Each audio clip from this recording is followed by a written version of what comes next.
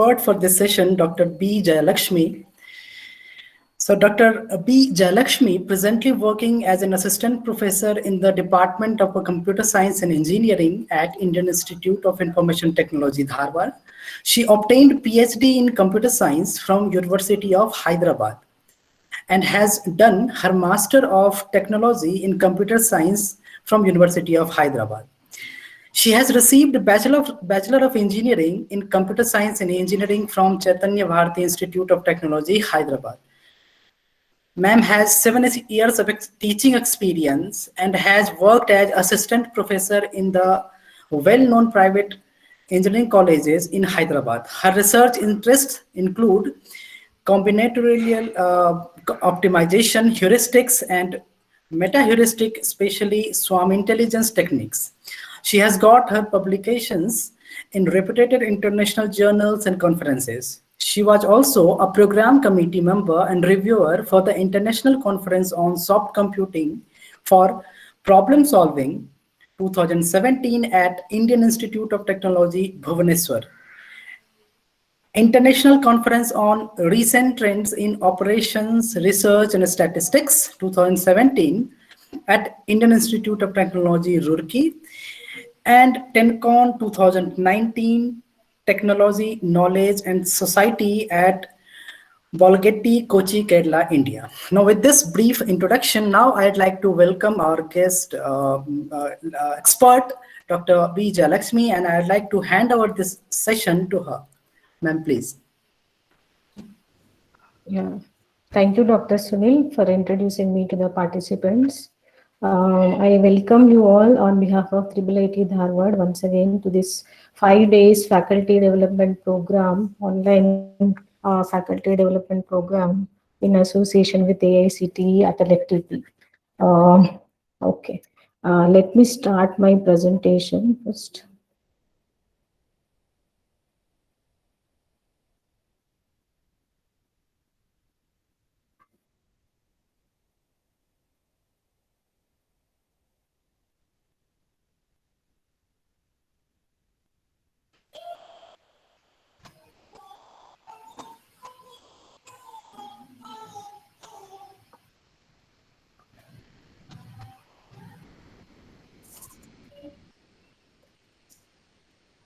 Yeah, so presentation is visible, sir? Yes, ma'am, it's visible. Okay, fine.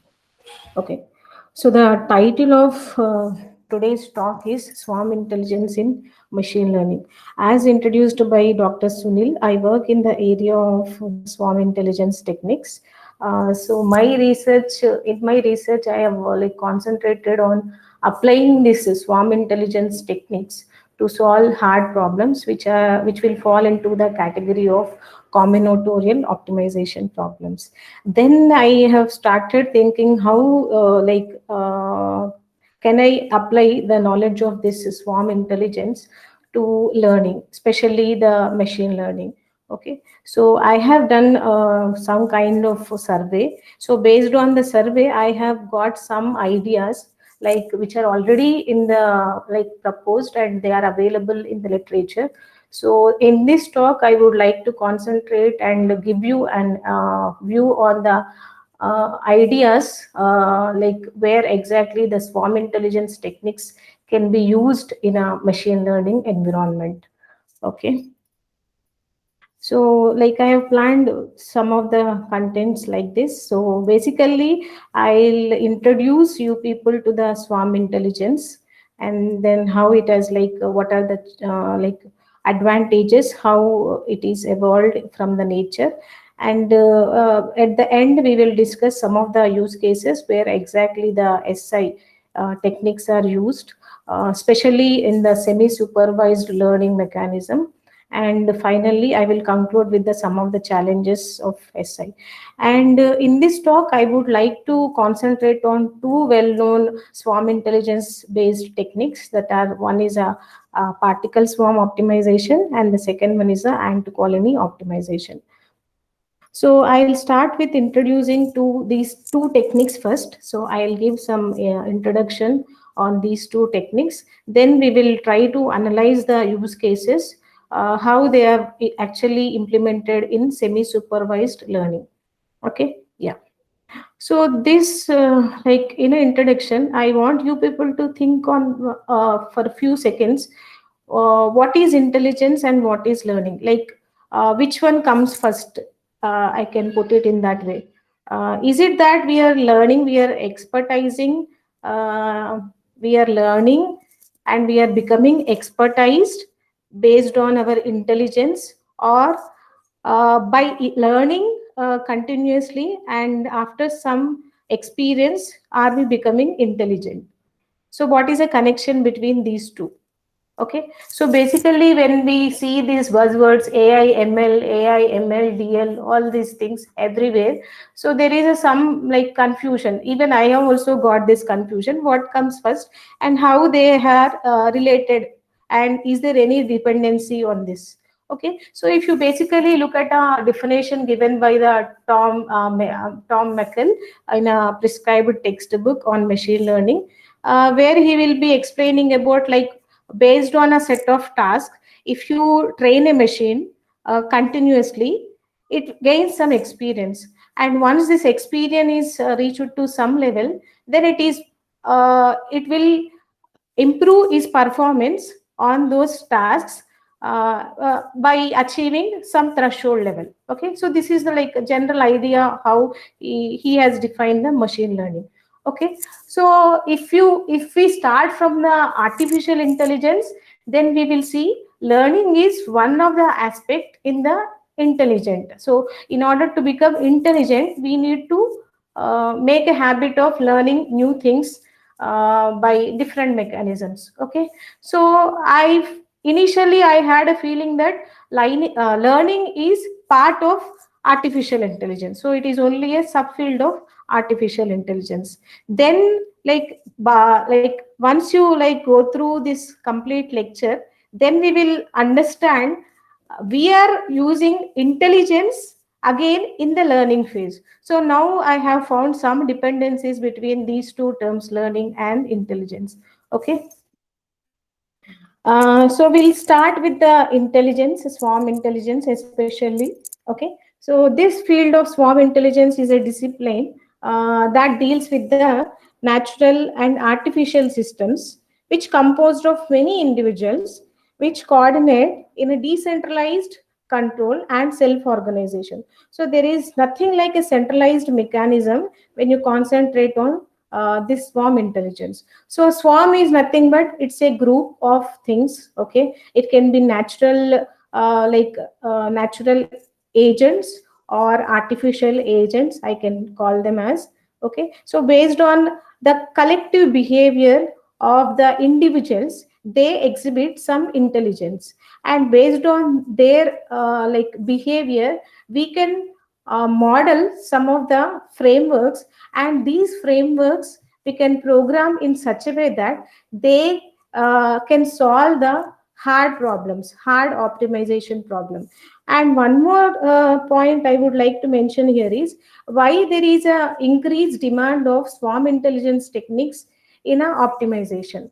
So if you like, you might have gone through several optimization techniques in this FDP and before also.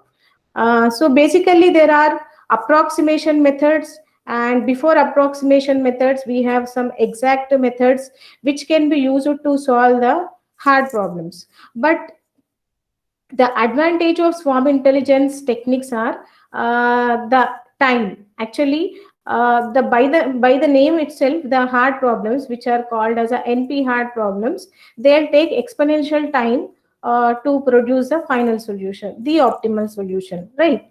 But when it comes to the heuristics or meta heuristics, they cannot guarantee the optimal solution, but near optimal solution can be guaranteed. But when it comes to the time, the computational time is very, very less compared to the time that is taken by the exact algorithm or some approximation algorithms. Okay, so these so that is a thing why now the trend and all the research has moving towards the swarm intelligence and the heuristics and meta heuristics approach, where computational time we can save a lot, And if the optimal solution is not at all if we can have some trade-off between the optimal solution and time, then we can apply these techniques, and we it is always sure that we'll get a near optimal solution in a very, very less time. Okay, so that is what the idea I have used in my research work. And I found that the way we are modeling, we are building a models based on the behavior that is exhibited by the natural agents in the environment, that is very interesting. I found very interesting these things, so I have done my work in that, and I would like to extend that work to other domains. This is one I have started, swarm intelligence for machine learning. Okay, so where exactly we can apply this swarm intelligence techniques in machine learning? So in the literature, there are many intelligence algorithms which are already applied in this area.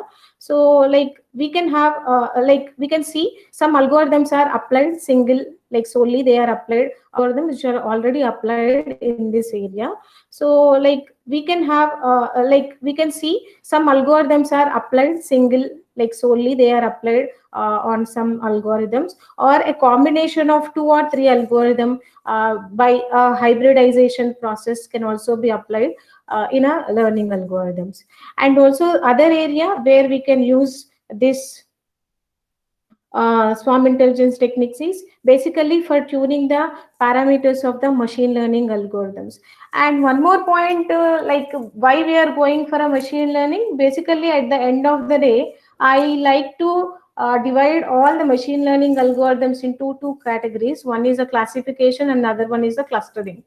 Okay, so in order to get good results out of a classification or out of a clustering, we need to give some proper training to this machine. Okay, so when we are training this machine, we need to train by supplying a data, and also these data need to be supplied along with some features, some parameters, and so on. Okay, so there might be a situations where we are working on several parameters. Okay, so which parameter need to be considered first, and which parameter need to be given a higher priority, and so on. So there may be several other things when it comes to the learning, and based on the process that is involved in the learning, again the learnings are also divided into a few categories, like a supervised, semi-supervised, reinforced, and so on. Okay, so all this introduction to the machine learning, I hope you have already have gone through all these sessions in this 5 days FTP.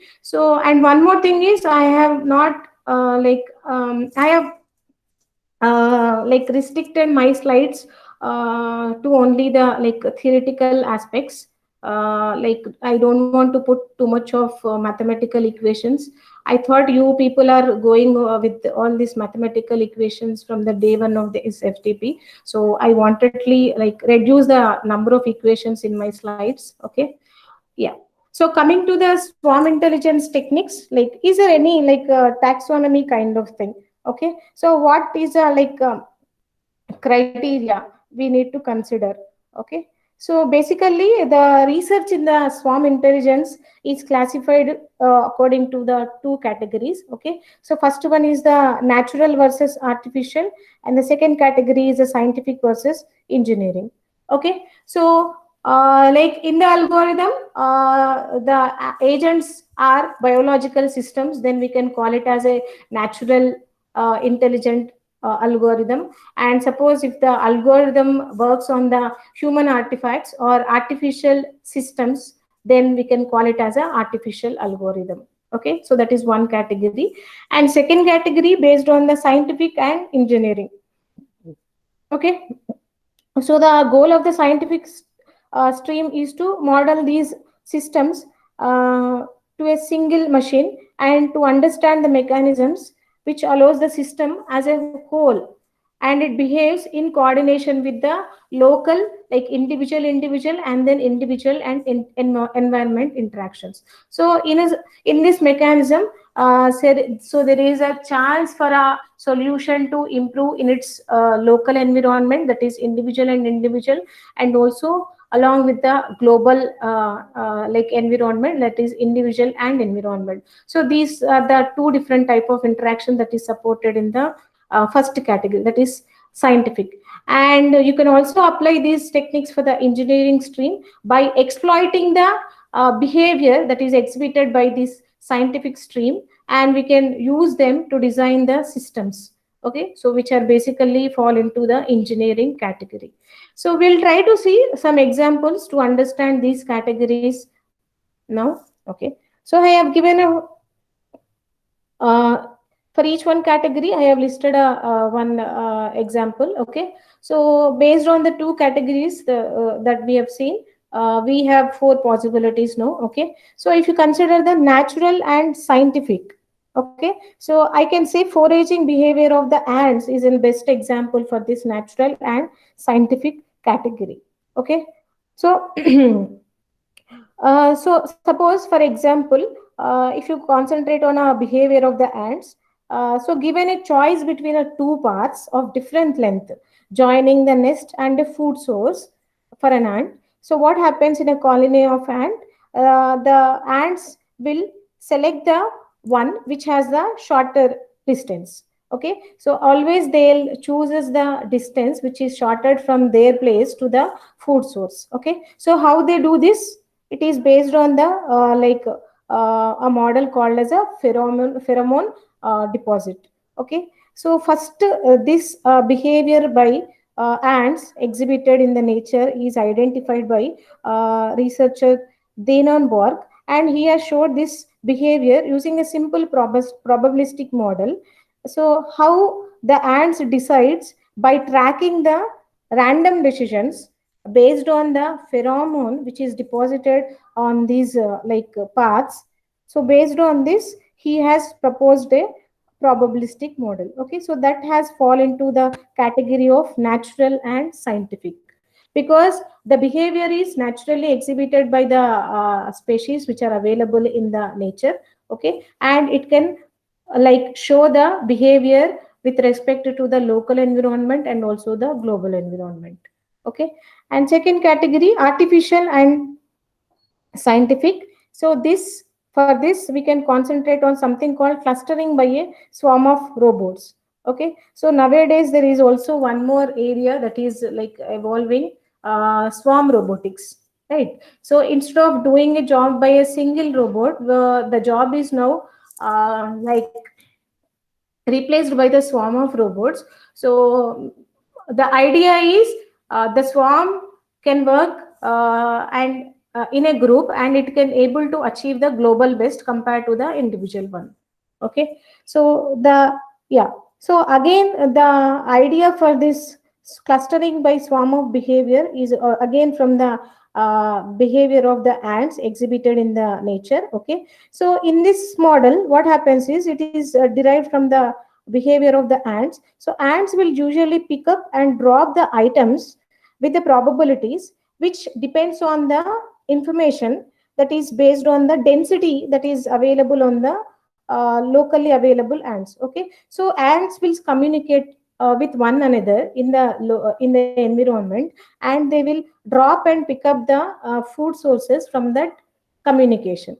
Okay, so the same behavior. So this has led to a program where a group of robots can be implemented to a similar clustering behavior. Okay, so here the ants will also communicate with the similar behavior ants. Similarly, so they are forming a cluster, a group of clusters. Okay, so the similar behavior is now programmed, and this can be put into the swarm of robots. So the swarm of robots now behave in a cluster way. So all the robots which has the same behavior can be clubbed into one cluster, and clustering can be done. Okay, yeah. And the next category is the natural or engineering. So exploiting the collection behavior of animal societies. Okay, yeah, so basically when it comes to the intelligence and these techniques, meta-heuristic techniques, so the first phase of the technique or any method is exploitation. Okay, so how the animals or how any species are performing the exploitation in order to collect the food. Okay, so a principal development of swarm intelligence is to control the exploitation and also the exploration. sorry. So for example, small insects like robots, if they are used by the so if you like want to show the behavior of a like a group of cockroaches, for example. Okay, so we can design a small insects like robots, and we can put the behavior that is executed by small group of these cockroaches, and how the breeding of these cockroaches can be done, that can be imported into these robots. Okay, so this is how the exploitation behavior and also the collective behavior of the animals can be like programmed into the artificial things. Okay, and finally the last category where swarm based data analysis.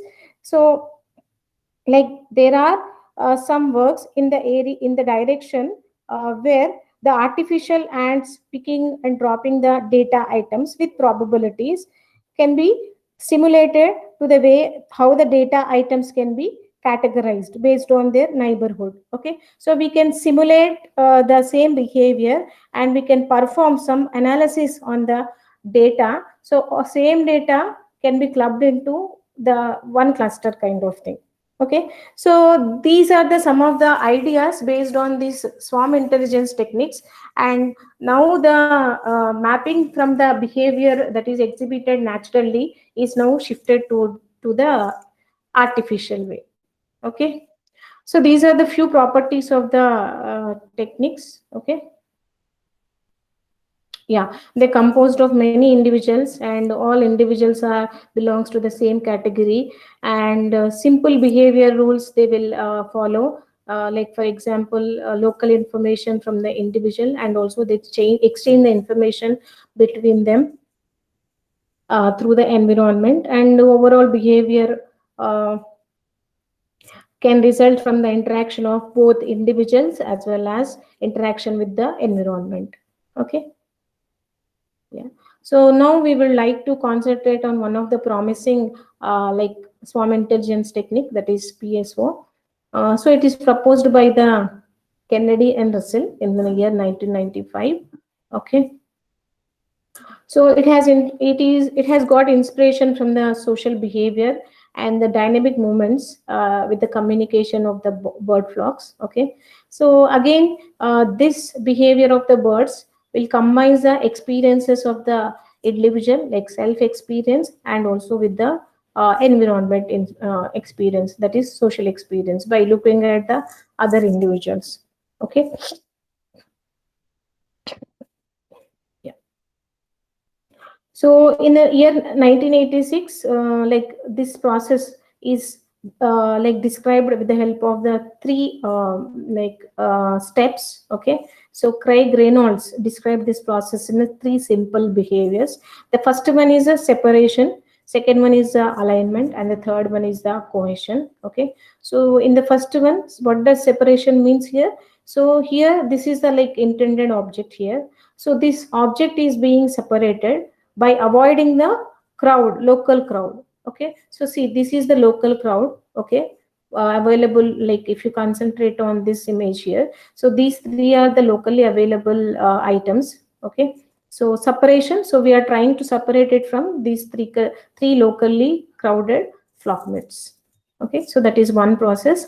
And the second behavior is alignment. So this element is like always aligned with the neighborhood. Okay, so if you like look at here, so this object always moves with this local flock mates. Okay, so average, so wherever the strength of the neighborhood is more, the object proceeds or moves with the same neighborhood. Okay, and the last one is cohesion, move toward the average position of the local format. Okay, so this is the like average position of the local format. So if you concentrate here, there is nothing on to the right hand side of the object. Okay, so only it moves along with the average position of the local format, local flock mates. Okay, so these are the three simple behaviors based on the like how the birds fly in a bird of flocks. Okay.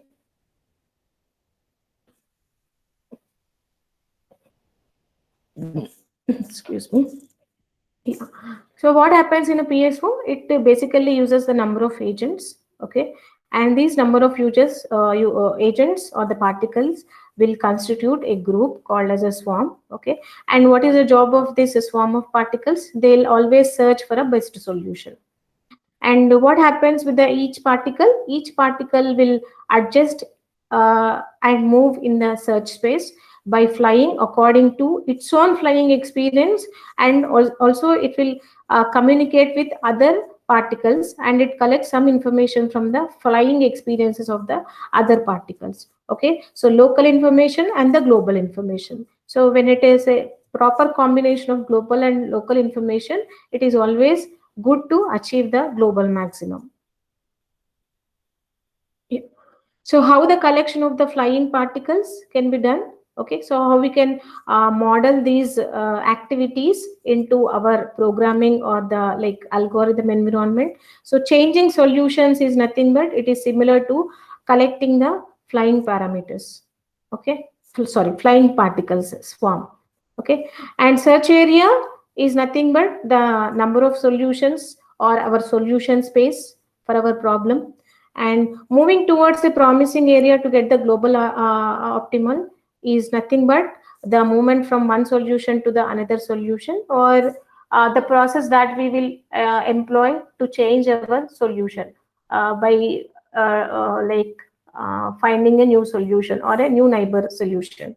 Okay, so in this process what happens? See, because we need to collect the local information and also the global information, every particle will keep tracks of two things. One is a personal best or the local best, and also the global best, which is G best. So what happens? Each particle will adjust the speed by dynamically by learning the experience from the colleagues as well as own experience. Okay, so how it will actually does this modification? Okay, so what happens? So it will be having some position, its position. So the current position will be modified by each particle based on three things. Okay, so first one is its own current velocity, and the second parameter is the distance between its position and the local best solution or local best particle. And another one is the distance between its current position and the global best. Okay, so like it based on the like direction. So always the every particle will try to move to a global best position. Okay, so it is easy to understand, right? The current position will be based on only these three parameters. So based on these three parameters, there will be some weightage given to each element in the update rule of the algorithm, and based on the weightage the particle will changes its position. So these are the some of the parameters which influences the algorithm. So basically all these swarm intelligence techniques, because they are population based techniques, so we'll need to start the algorithms with the population, and then yeah. Okay, sir, we'll take up the questions at the end, right? Yeah, ma'am. No, we'll take the question at the end. And in case if there is any issues with the connection, please ping me, sir. Definitely. I'm connected. Okay. I'll let you know. Yeah. Okay. Yeah, Yes. thank you. Okay. So yeah, so these are the like algorithm parameters. Population of agents, and then position of each agent in the solution space is also we need to maintain. And objective function, like you can define based on the type of the problem that you are looking at. Suppose if you wanted to minimize the shortest distance of a problem, let's say, or if you wanted to minimize the distance between two data points. Okay, so that problem becomes a minimization problem. Based on that, you will define your objective function. And suppose if you are concentrating on a problem of maximizing a profit. Let's say, for example, portfolio case. Okay, so wherein you wanted to invest into the like stocks based on some dependency, but even though there are some dependency, we always try to maximize the profit. Okay, so that there we can model our problem as a maximization problem, and accordingly we'll define the objective function. And along with the position, we also need to maintain the velocity of the agent. So velocity will tells the direction in which the particle can proceed or move further. Okay, and neighborhood of the agent, this is required because we are collecting global experiences from the other flying birds in the like environment. Okay, yeah. And the concept of the neighborhood is not same as the one used in the other meta heuristic search. Okay, since in PSO each particle's neighborhood, yeah, okay, sorry, neighborhood never changes. Okay, yeah. So actually the framework of the meta heuristic techniques differs from one to another. Okay, so it's basically modeled from the natural behavior that is exhibited in the nature. Okay, so when you compare the PSO with the other algorithms, like for example ACO, like that anti-colony optimization or artificial bee colony optimization, the environment is may changes in that frameworks based on the like behavior of the agents. But here the environment will not changes, it will always be fixed. Okay, neighborhood never changes, but the position of the particles will always change based on the strength of the update rule. Okay, yeah. So this is a typical algorithm. Okay, it is easy to understand. I made it very simple so that even if you don't like work, or those people like who have listening to this algorithm for the first time can also understand it easily. Okay, so yeah. So for each particle, first we will compute the fitness value. So this is like based on the objective function, and if the fitness is better than the local best, then we'll update the local best, and similarly we also update the global best. Okay, yeah, this is what is important here. This is the mainly the updation rule. So how the particle from one position to another position is progressing. Okay, so even if you don't understand these terms, don't worry, no need to worry here. Okay, yeah. So basically the update rule is nothing but, see, this is the current position of P, and how we are updating the position of P by adding some factor, okay, some element. So that is V. What is V? V the if you go with the nomenclature, please remember it as some velocity. Okay, so the velocity can be like its own velocity. The velocity can be the direction towards a local base. The velocity can be direction towards a global base. So like in simple terms, remember it like that. Okay, and what are the things that are there in this like V if you explore it further? So this V is nothing but the current velocity of the particle. So every particle will have some direction, with some velocity it will be moving. Okay, so that is this V, and this is for a local best, and this is for the global best. Okay, so we'll try to estimate the distance between the current particle position to the global local best, that is P best. So P best minus P will gives the distance.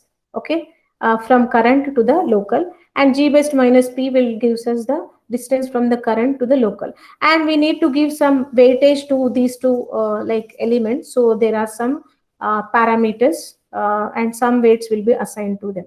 Okay, so this is some explanation about the what is all these things. Okay, yeah. Normally how we will choose these parameters. Okay, so one more challenge in the swarm intelligence techniques or the meta heuristic techniques is the how we will choose the number of how we will assign some values to the parameters. Okay, what value is what value we can assign for a which parameter. Okay, but there is no hard and fast rule like only this parameter must be assigned this value. So these are all stochastic algorithms. So we assign the values to the parameters by trial and error method only. Okay, so when you get expertise, when you do so many experiments, then we will select So based on our experiments, we will come to know that few parameters for a few parameters for few values, the algorithm is working good. So we'll just demonstrate the values as like that. Okay. So it is no hard and fast rule, as I told. So naturally, the number of particles usually will take in between 10 to 50. So it may be like even 100 also. It depends on your problem at the hand and the data sets that you are working on. Okay. And C1 for the best personal best value, and C2 for the neighborhood value. So there will be some weightages given. So based on the, like, again, it depends on the problem and also the direction at which, or the velocity with which the particle is moving. Okay. So usually it is given some value like 4. So collect like together C1 C2 must be within the range of some 4. Okay. So this is also not fixed. See here, it is written empirical, it has chosen empirically. Okay. And so but the thing what we need to concentrate on, suppose if the velocity value is very low, then what happens? Though, so the convergence behavior of the algorithm will become very slow. Okay. And if the velocity is too high, then what happens? Our algorithm becomes too unstable. Okay. So it will fit, like, changes the positions very quickly. Okay. So that means there might be a chances that we will miss the local best. Okay, local based solution, and the algorithm becomes unstable, and it may be moving in a local minimum only, and there may be a possibility of getting stuck in the local optimum. Okay. So we need to keep like this need to be considered, like velocity need to be considered. We should not assign a very low value, and we should not assign a very high value. Okay. Yeah. So these are the steps of the algorithm. Okay. Yeah, this is same thing. So like more technical. So the updation rule. So yeah, let me go to the steps. So we'll create the population, and then we'll distribute it over the some search space. Okay. And evaluate each particle based on the objective function. Yeah. And then if the particle position is better, so this is same from the algorithm that I have shown. Okay. And yeah, this is the updation rule. Again, it depends on the inertia, that is velocity of the particle, and then the local best and global best. And if the position is better, then the particle will move to the next position. Okay. And this process will be repeated until some stopping criteria is met. Okay. Okay. Yeah, I'll skip this slide. Yeah. Okay. So one more thing, what we need to concentrate in the meta heuristic techniques is intensification and diversification. A good algorithm must have a proper balance between these two elements. So intensification means the way the search space gets explored. So it is required to explore the search space mm, in a good amount. Okay. And initially, in during initial iterations of any algorithm, the exploration rate will be very high. Okay. So we'll try to explore the search space with a high pace. And diversification, so whenever the new solutions are in search, okay, so we always try to move our solution to a place where there is a chance of more good solutions. Okay. More best solution. So diversification, so we are diversifying our solution to a place where it is always possible to get the better solution. Okay. So these are the, like, in the PSO, what are the so the in the updation, what are the elements that affects this diversification and intensification. Okay. So diversification with the help of the movement. So always we are making the particle to move to a good position. Okay. So that is the concept of diversification. And then exploration or the intensification is by finding the global best, and also collecting the information from it, and also the global best. Okay. Yeah. Sir, how much time do we have?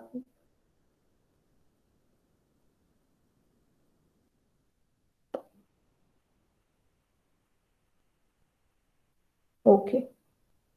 Yeah. So this is the one small like example. Yeah. So these small dots represents the different particles, and the arrows represents the direction in which they are moving. Okay, and these are the several spaces, positions in the such space. Okay, so like this is a minimum position. That means local minima. This is, and this is the maximum, global maximum. Okay, so if you look at here, so this is the like in the small circle with the like almost dark color, okay, compared to other colors. So our idea is to make all this particle to reach this position, global position. Okay, so slowly the algorithm is working and the particles are moving. See.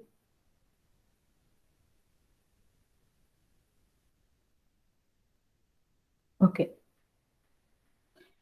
so we will go back again here. So slowly all particles are moving towards the global max. Okay. So if you look at here, so this is a local best position compared to like when it comes to these 5 different particles. Okay. So initially they are making a movement towards their local best. Okay, so by collecting the information from the locally available other birds, other particles. Okay, and after this they are trying to move to a global best position. See. Okay, now everyone has reached to a global best position. Okay, yeah, so this is like a small introduction to the PSO algorithm. Next we will concentrate on ACO. Yeah, ACO is anti-colony optimization. It is proposed by the Dorigo, and there is also a like a web page by this author. You can visit the website if you want to get the new updates on this artificial ant colony. Okay, and yeah, so this is again the basic population-based meta-heuristic technique, which is used to find the approximate solutions for the optimization problems. And it is inspired by the behavior of the ant colonies. And basically, the solution construction process is like stochastic, and it is based on the pheromone model. Okay, so every ant will deposit some amount of the pheromone when it is finding a path to a food source. Okay, so the shortest path will get this pheromone deposited more than the longest path.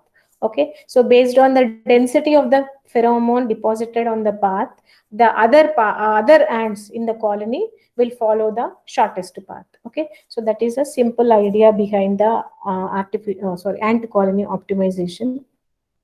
Okay, so I'll try to like show you some small video. So instead of me explaining everything, I would like to show you this. Yeah. Is it visible? Not yet, ma'am. It's not visible yet. Okay. Yes, ಅಲ್ಲಿ GED ಕಾಲೇಜಿಂದ exact 2 kilometre.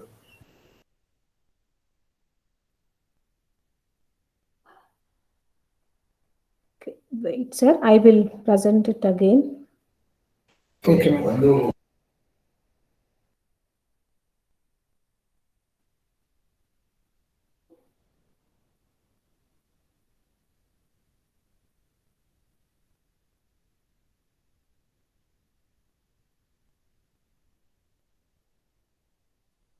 I think now it is visible. Yes, ma'am. Now it is visible. Okay. I will start. You just inform me whether voice audio is okay or not.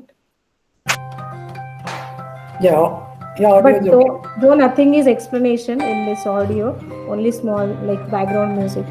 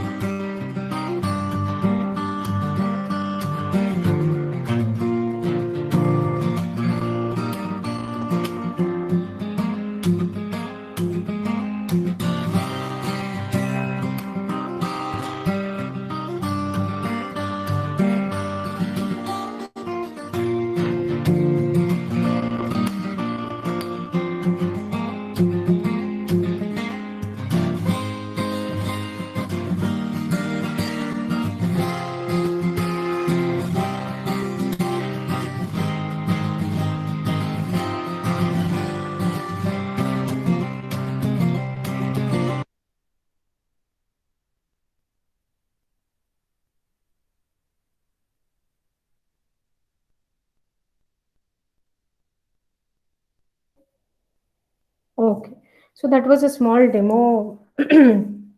I wanted to show you on ant colony optimization. Okay, yeah. So by now, like you might have got some idea how the ACO works. So in that video, they have shown the application of ACO to find the shortest path for a traveling salesman problem. Okay, yeah. Now going with our slides. Just give me 1 minute.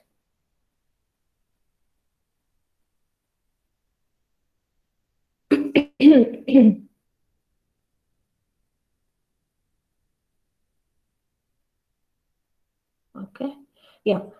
So, like ACO has also been successfully applied initially to solve the combinatorial optimization problem, which are continuous in nature. So, the progress of solutions can be seen in a continuous domain, and from there they have like also applied to a discrete optimization problem because of their like where the behavior can be stochastic or the components are changing in a dynamic environment.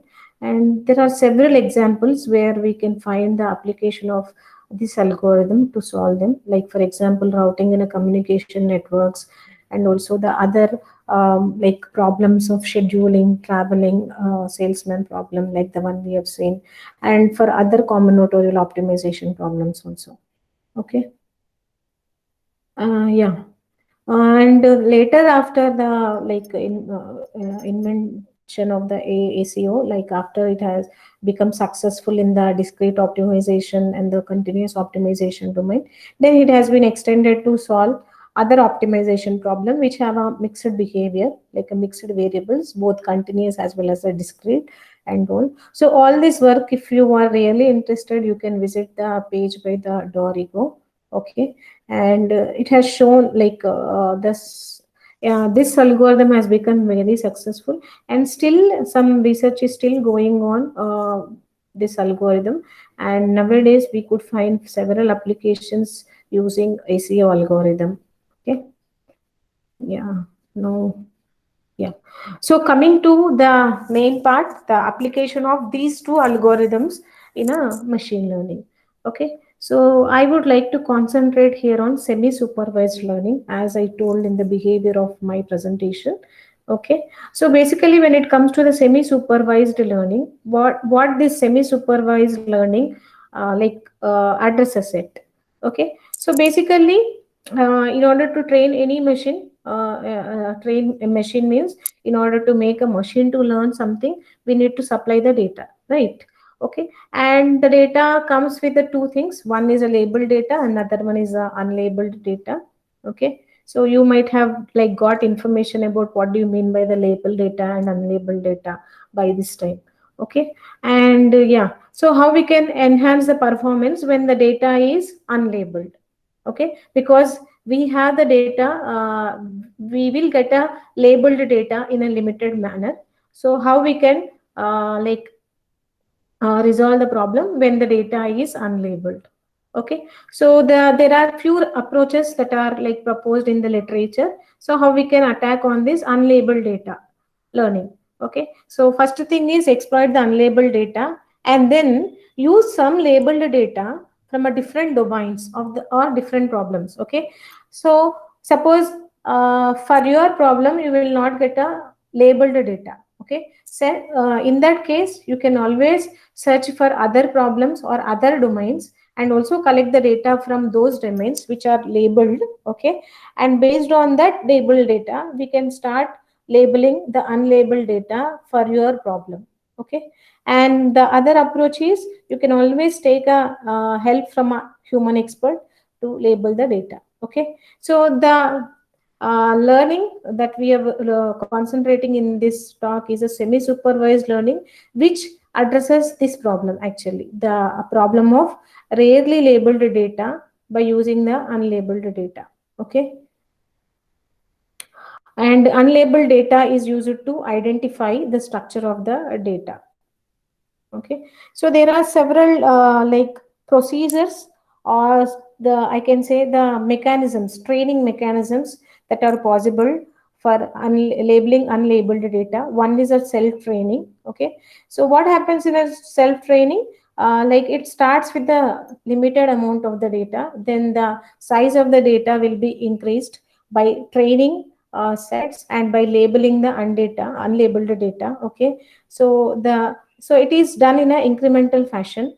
The data sets will be growing in nature. Okay, so the training set will be enlarged by adding the more confident prediction to the remaining set. Okay. So it is like we can what I can say, we can simulate this as a like a training, self training, that we like so daily we learn, as a humans we learn few things, right? So you can simulate this to training yourself. Okay, then co-training, where we have two classifiers. Okay, so the features are represented into two distinct subsets based on the classifiers, and each these subsets are sufficient to train the classifiers. Okay, and most of the confident predictions of each classifiers are added to the training set of the other. So we'll start with the two sets here, two classifiers here. So whichever is dominating and whichever is having a more confident predictions, the data will be added to that classifier. Okay, so it is co-training. And different learning techniques that are possible under this approaches is, one is a transfer learning. So in transfer learning, what happens? There is an assumption that the data in training sets and the data from the training sets are from the data test sets are from the different are from the same domain and have the same distribution. Okay, so basically what happens, we will try to restrict ourselves, like our data, like a training set and the test set from a same domain. But do we get any advantage when we have a different domains? Okay, our training set is from one domain and our test set is from another domain. Okay, is it possible? Okay, so like how we can like analyze this?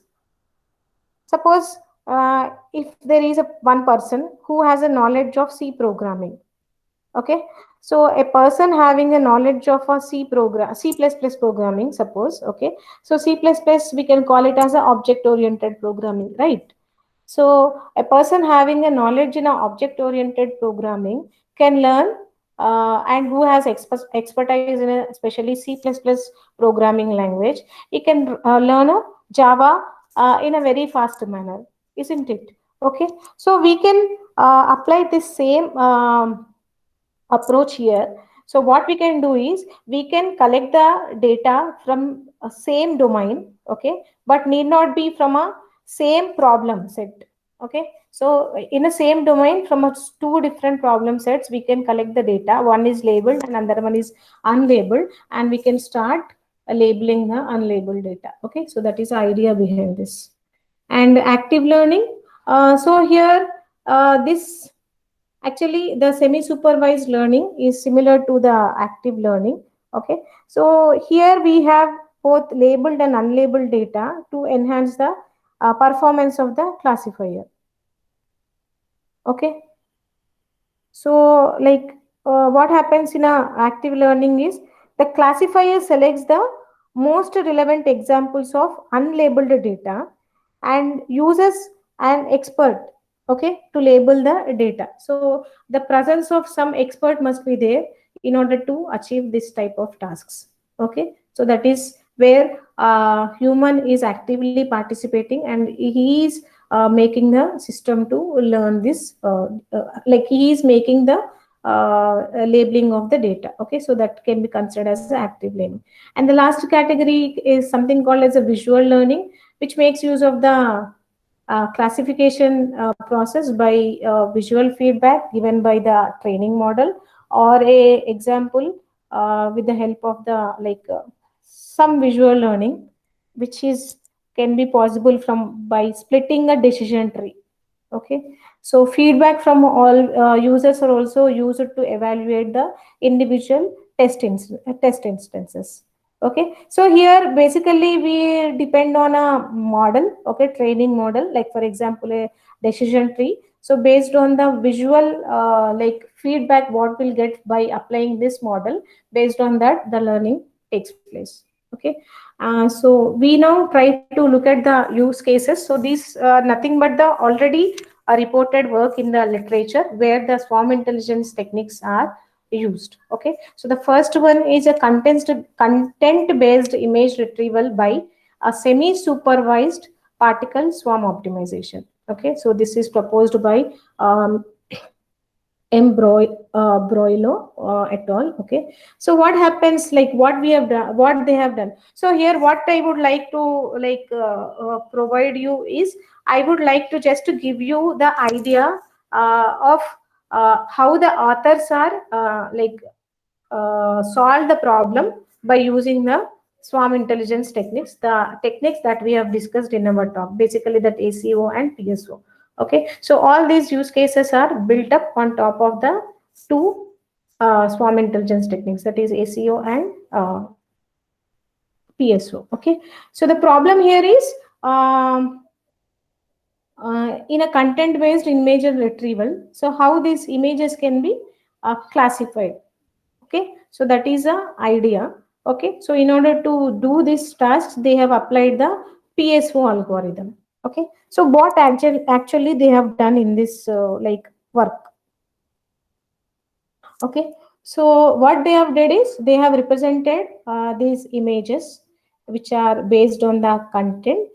Okay, and the features that they have selected are like colors, textures, edges, and the system retrieved. So basically what happens, there will be some input image or a query image. So based on the query image, the system is going to retrieve few images based on the content. Okay, and also they based on the features like colors, textures, and edges, the similar images are retrieved. Okay, and how this similarity is like considered based on the minimum distance from the original image to the required image. Okay, so how they have started and how they have applied this PSO algorithm. So if you look at here, so these are the like important points from their work. Okay, so they have used the PSO to minimize the weighted Euclidean distance with the image, that is query image, and the images in the databases. Okay, and each image is represented as a feature vector, and PSO particles were encoded as query points in a multi-dimensional solution space. Okay, so now the PSO particles will represent these query points. That means each image can be represented as one particle by the PSO algorithm. Features of images were represented as a discrete set of points, and the global best particle was encoded as the query image. Okay, so all features of the images were clubbed into one point, let's say, like you can analyze it in that way. Okay, but internal details I will not going to discuss here, because if you feel like it is interesting to you, you can refer the like technical details of the paper and you can start working on it. But here I would just like to give you the overall idea how PSO can solve this problem. Okay, so what happens here, the features of the images were represented as a discrete set of points. Okay, and the global best particle is the one which is going to represent the query image, the input image. Okay, so what we are trying to do, we are trying to map our images which are retrieved from the system and which are stored in the database. So we are trying to move all those images to this global best, that is the query image. Okay, so that is the idea. So the particles are moving in the search space looking for the most similar feature to the query image. Okay, so now you can analyze these features as the velocity. Okay, so the velocity which is driving the particle to a global best position. So you can like analyze it in that way. And yeah, so the best solutions are shown to the user. So always, so it is an interactive application. They have made it like an interactive application. So always the best solutions are shown to the user. And the users, based on the users feedback at each stage, they are guiding the search process of the PSO. Okay, and the algorithm can be terminated when the results of the images satisfy the user. So they made it like an interactive based application. So at every stage they are displaying the best solutions found so far to the user, and based on the feedback of the user they are guiding the search space. Okay, so finally the algorithm gets terminated when the user gets a satisfaction by the images that were resulted, or maybe like if you put some termination condition on number of iterations, then also the algorithm can be stopped. Okay, so this is the idea they have applied to solve this problem. Okay, and the second use case, it is named as an ant-based semi-supervised classification. So what has been done by the authors in this work? So what happened is, here they have, so this is now based on the second algorithm, that is ACO. Okay, so now they have considered both labeled and unlabeled data points, and what they did is they have represented them as a ants. Okay, so and what is the job of the labeled ants? Labeled ants will secrete the pheromones. Okay, so labeled ants are already visited the food sources. Okay, so now you need to make this connection. Okay, like understand the mapping of the algorithm to the problem. Okay, so the label ants already visited the food source, and they are like deposited the pheromone throughout the path to that food source. Okay, now what happens next? Each class represents the ant colony. Okay, so we are trying to classify the things, classify the input data points into the like classes, right? So each class is now here represented as an ant colony, and each labeled ants is responsible for depositing the pheromone. Okay, so like here C, they have labeled each class with some label called as a C, represented by C. So the unlabeled ants, what is the role of the unlabeled ants now? The unlabeled ants, they smell this accumulated pheromone and chooses the class with the highest concentration pheromone. Okay, so there are some data which is already labeled, and now we are calling this unlabeled data as unlabeled ants, and based on the sorry, there are some labeled data and unlabeled data points. Now labeled ants are responsible for depositing the pheromones, and each class of these data points represents the ant colony. And now the unlabeled ants, which are not at all visited any food source, now they will follow the labeled ants, and they will be classified into the classes which has the highest concentration of the pheromone. Okay,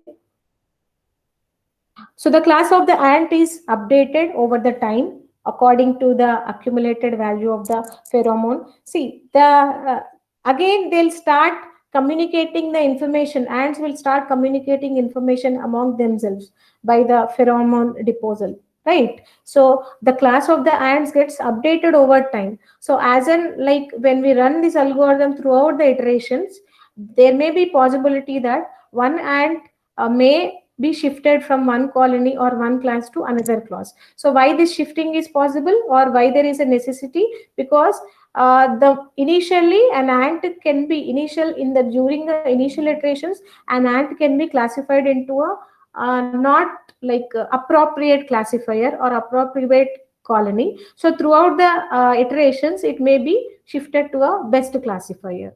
Okay, so that is how this mechanism of ACO can be used to classify the data in a semi-supervised learning. Okay, classification. So why it is semi-supervised classification? Because we have the combination of data, labeled data as well as the unlabeled data, right? So that's why it can be called as a semi-supervised classification. Yeah. Okay. So another use case is a particle swarm optimization based semi-supervised learning on Chinese text categorization. Okay, so here the goal is to propose a classifier which can predict the topics or subjects of the documents. Okay, so what happens exactly here? Each document belongs to one class, and the Chinese corpus was like considered, which has a 10 categories and 950 news articles in it. And the algorithm that is proposed here is based on a PSO. Okay, that is a classifier. So this classifier used each document previous prediction and the neighbor information to predict the category of the document. Okay. So this is what happens in the PSO algorithm basically, right? So the previous prediction is nothing but the current position of the particle. You can assume it in that way. And based on the neighbor information, so neighbor is nothing but the like a document which is close to it, or if you simulate it to the PSO behavior, the neighbor information is what you will get from the neighboring birds in the swarm. Okay. So in the first stage, what happens? The k-weighted nearest neighbors classifier was used to classify the unlabeled data. So here they have applied the PSO and compared this PSO with the k nearest neighbor. Okay. So for each test data point x, the distance between x and all the training examples was calculated, and the set k of the closest training data points were selected. Okay, and then after finding this k weighted nearest neighbors, so they have made it as one class. Okay, the nearest neighbors which has this k weighted factor, okay, which satisfies this bound on k weight, they'll form into one class. Okay, and based on that k weighted nearest neighbors, they have trained all the examples and they have calculated the distances, and they have made this classification. Okay, and next, for a prediction, what they are doing, the prediction for the class of point x is chosen according to the majority voting of the k neighbors. X could be added to an archive with a random probability. Then for a fixed number of iteration, the distance between x and the archive data was calculated, and the predicted label for x was modified. So if a closer neighborhood found, then the archive data is updated. The proposed classified was compared with the k nearest neighbor and the k weighted nearest neighbors, and the self-learning classifier using weighted nearest neighbors. So what they are doing it, okay, so based on this PSO classifier, they are finding the k weighted nearest neighbors, and they are making the classification based on this neighbors. Okay, so whenever a new data points comes in a prediction phase, what they are doing, they are making it to they are adding it to an archive and then assigning some random probability.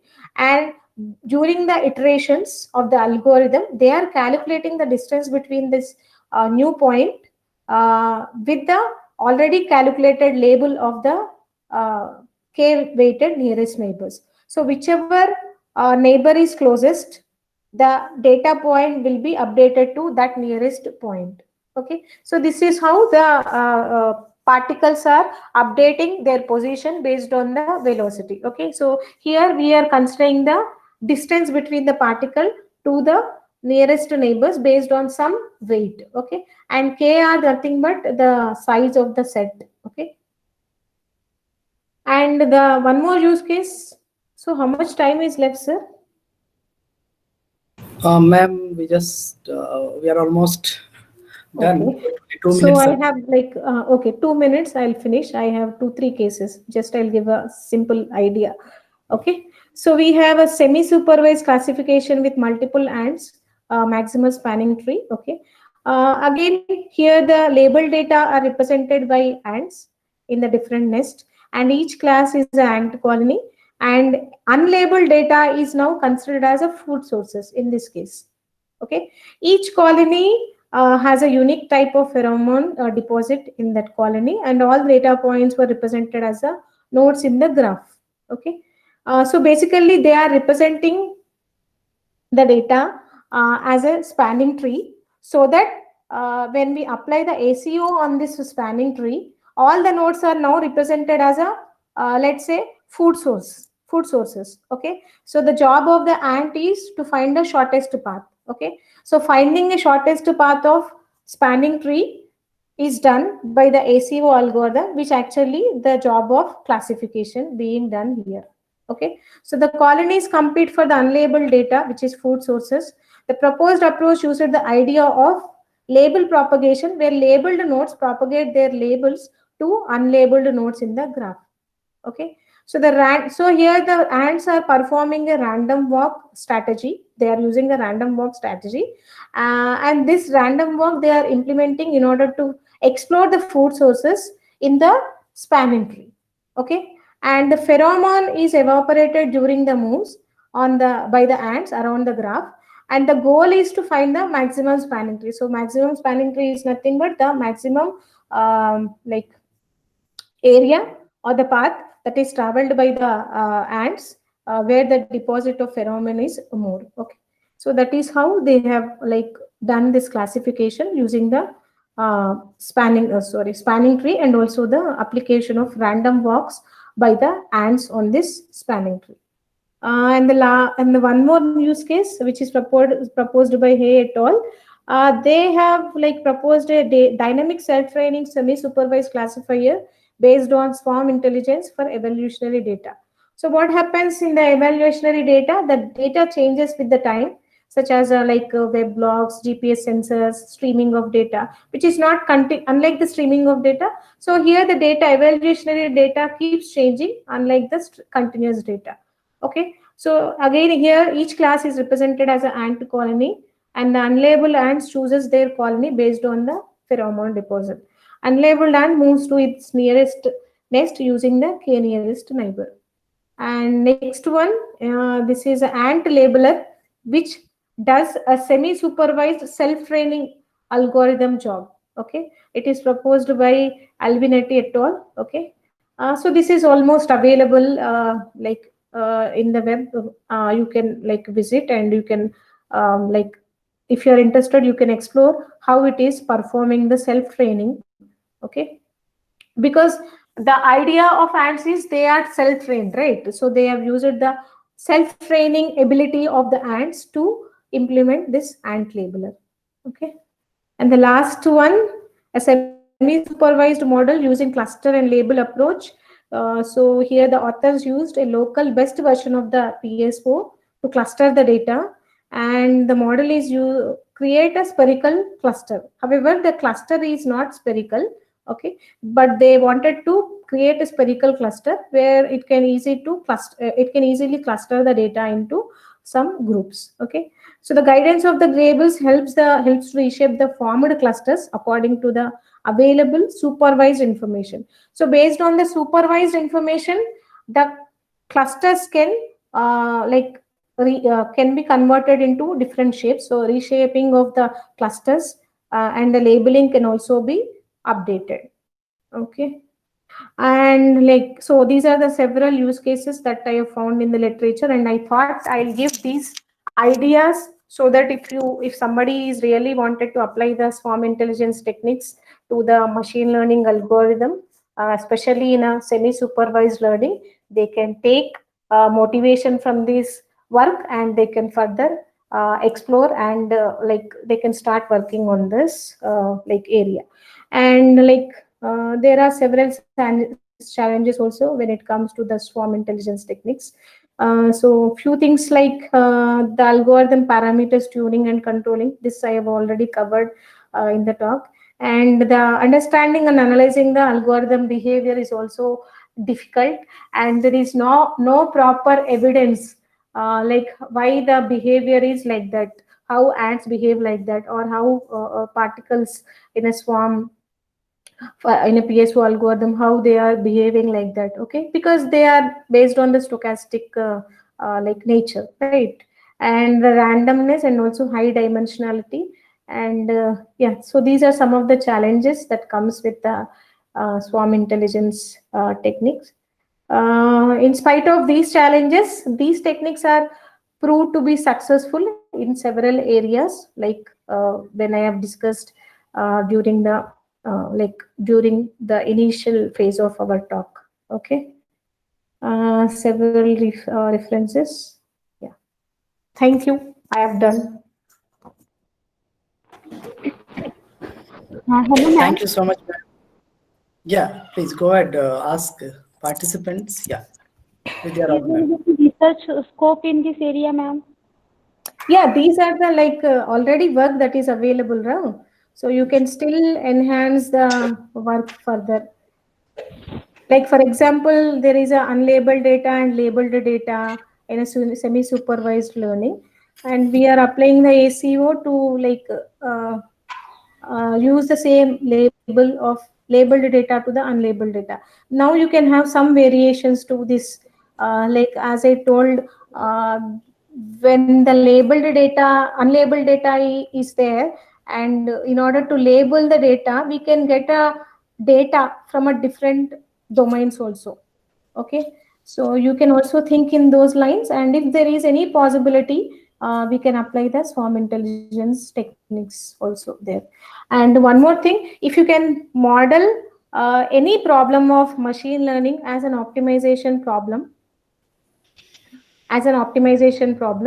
and yeah, basically, and if you try to model it as a discrete optimization problem or a continuous optimization problem, then definitely there is a chance that we can apply swarm intelligence techniques to solve that problem.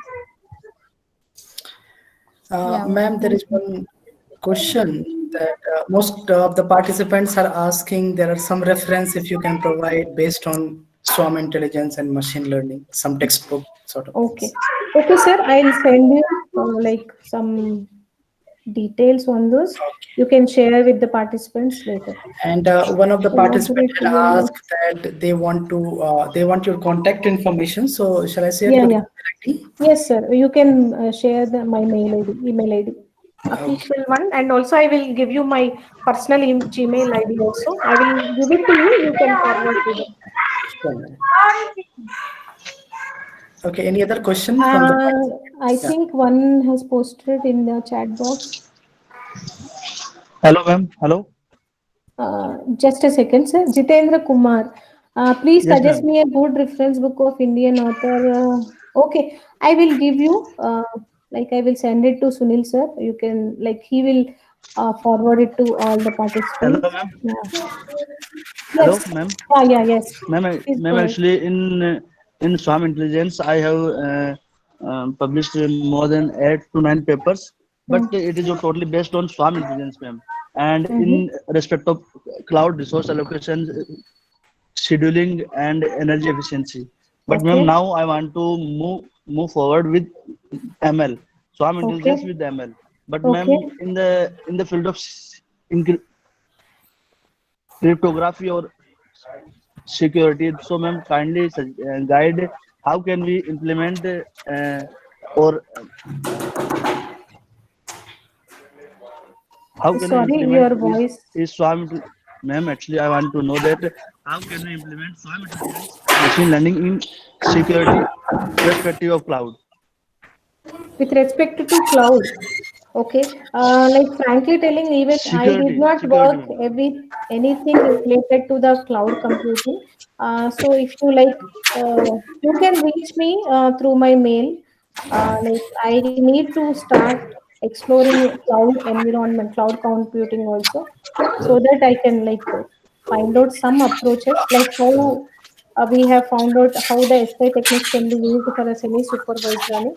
I think there might be some work done in the literature. We need to search for it. We need to perform some survey. So right now I didn't do any sort of cloud computing related to SI, swarm intelligence. Even I need to explore in that area. Okay. Okay, ma'am. Thank you. Okay, one last question, ma'am, from Antara Parai, madam. That can I use swarm intelligence in network security like biometric analysis? Yes, of course. Like as I told, everything which you can formulate it as an optimization problem. Basically, we are using swarm intelligence techniques or meta heuristic techniques for optimization problems. Okay, so if you can model the problem as an optimization problem or any category of optimization problem based on the domain of the problem and which model you wanted to apply to that problem. Based on that, we can work on it. Okay, ma'am. I guess there are no other questions from the participants. So thank you so much, ma'am, for such a nice talk, such a nice presentation about the optimization and especially BPSO, binary particles optimization, and other technique what you have explained. And we will definitely work on this regard and try to understand how to use these optimization in the different machine learning techniques. So thank you so much again for joining us. Yeah, and I guess now we can. Okay. Thank you, sir. Once again, I thank you for giving me this opportunity. I think at least 10% of the participants have got some like idea on this. Yes, ma'am, definitely. And anyway, they will have the recording, so they can Correct. go through the recording again. And if they will have any question, they can reach out to you through your email. Okay. Okay. Thank you all. All the best. And Okay, do ma'am. good research work. Thank you. Yeah. Okay. Fine. So yeah. So now we have done with the second session. Hopefully, the session was informative. Right. So I will be sharing you the details of the ma'am as soon she will share with me, maybe by today evening. Okay. And okay, so now we are going to take a break for the lunch, and after the break, we'll have the hands-on session on the CNN networks. How to build? First, we'll see how to build the neural network, single layer or multi-layer neural network, and then we'll see for the same data set how to build the CNN network. So, okay, so connect 5 minutes before, okay, at 2:25, fine, and we'll start the session at 2:30 sharply, right? Okay, so have your lunch and get back at 2:25 to join us, right? Thank you so much, all of you, for your support. Yes, sir. Sunil ji, Yes, yes. tomorrow there will be test.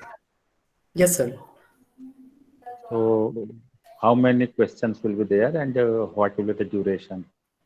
I will be floating you the Google form where you have to, it will be objective type questions. So I have thought that I will give you 15 questions, right? And the duration of the test would be 20 minutes for 15 questions, right? So 20, it should be a bit larger, 5 minutes or 30 minutes, because the 30 minutes, sir.